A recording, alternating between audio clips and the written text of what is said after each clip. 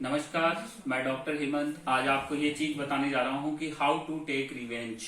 बदला कैसे लें हम किसी को। जैसे हम इसको खत्म कर देंगे, ऐसे खत्म नहीं कह सकते हम, पर ये कह सकते हैं कि हम इससे बदला लेंगे, इसको मिटा देंगे।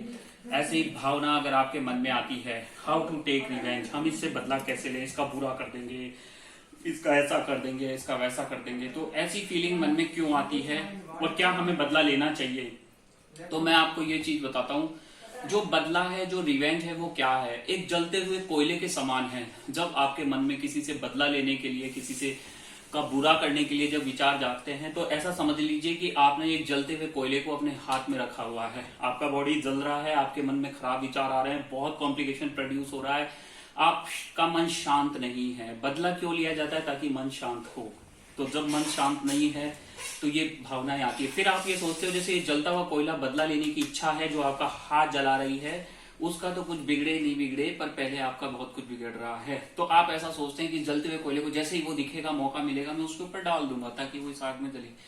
पर आप ये जान लीजिए, उस आग में वो जले या ना जले आपका दुश्मन, पर आप उसी आग में जल रहे हैं।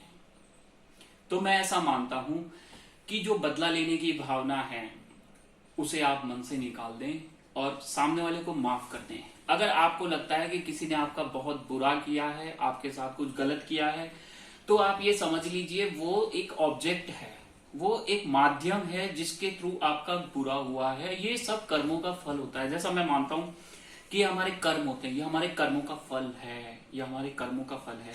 अगर आपके साथ कुछ गलत हो रहा है तो आपके कुछ बुरे कर्म रहे होंगे, चाहे वो इस जन्म के हों या पिछले जन्म के हों, तो उसका फल हमें मिलेगा। पर जो हमारे साथ गलत कर रहा है वो एक ऑब्जेक्ट है, वो एक माध्यम है, तो उस ऑब्जेक्ट को आप ऑब्जेक्ट समझ के माफ कर सकते हैं।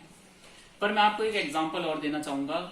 जैसे कि महाभारत के टाइम पे अर्जुन के साथ भी बहुत कुछ गलत हुआ था। अर्जुन के साथ जब गलत हुआ था महाभारत टाइम पे, तो भगवान कृष्ण ने कहा था कि माफ मत करो कौरवों को, बल्कि अर्जुन माफ कर चुका था, अर्जुन उनको माफ कर चुका था। पर भगवान कृष्ण ने कहा कि शस्त्र उठाओ और बदला लो। ये चीज मैं आपको इसलिए बता रहा हूं, जब गलती हम भगवान के लिए करते हैं तो भगवान हमें माफ कर देते हैं, पर जब भगवान के भक्तों का हम बुरा करते हैं या कोई भी बुरा होता है तो भगवान उसे क्षमा नहीं करते हैं। तो मेरा कहने का मतलब यह है कि आप इतना समझ लीजिए कि अगर आपको किसी से बदला लेना है तो उस व्यक्ति को आप माफ करने का थोड़ा सा हिम्मत जुटाइए और उसको माफ कर दीजिए।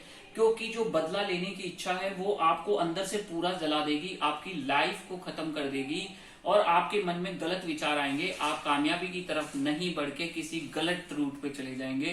तो मेरे हिसाब से जो मैंने आपको बताया है, ये गीता में भी लिखा हुआ है कि आपके साथ अगर कोई गलत करता है तो एक बार उसको आप माफ कर दीजिए। मैं यही आपसे अनुरोध करता हूं, क्योंकि जो बदला लेने की आग है उसमें आप अंदर ही अंदर बहुत जलेंगे, बहुत दुख होगा, आपको बहुत पीड़ा होगी। तो यही मेरा मैसेज है कि आप सामने वाले को हमेशा शांत कर दें। पर कुछ स्टेप्स आप ले सकते हैं अगर वो बहुत बार बार आपको सता रहा है तो। बाकी मैं दूसरा वीडियो बनाऊंगा। पर रिवेंज के लिए मैंने आपको बता दिया, अगर किसी से बदला लेने की दुर्भावना हमारे मन में है तो उस व्यक्ति का तो बुरा हो नहीं हो, पर हमारा बहुत कुछ बुरा होता है। ऐसे डॉक्टर मैं आपको एक चीज और बताऊंगा कि जब हमारे मन में गलत विचार आते हैं, बुरे विचार आते हैं, क्रोध आता है, तो हमारी बॉडी में बहुत से नेगेटिव हॉर्मोन्स प्रोड्यूस होते हैं जो हमें बहुत ही बूढ़ा बना देते हैं, ओल्ड बना देते हैं, दुखी बना देते हैं, डिमोटिवेट कर देते हैं। तो मेरे हिसाब से बदला लेने की भावना ना रखें मन में और माफ कर दें। अपने कर्मों का फल समझ के उस मनुष्य को माफ कर दें, आगे बढ़ें, मेहनत करें और ईश्वर में विश्वास रखें। जिनके पास ईश्वर का आशीर्वाद होता है उनको दुनिया की कोई ताकत हरा नहीं सकती है। गॉड ग्रेस बहुत जरूरी है अच्छे लक के लिए, अच्छी कामयाबी के लिए। तो ऑलवेज प्रे विद गॉड और भगवान से यही प्रार्थना करें कि हम हर किसी को माफ कर दें। धन्यवाद।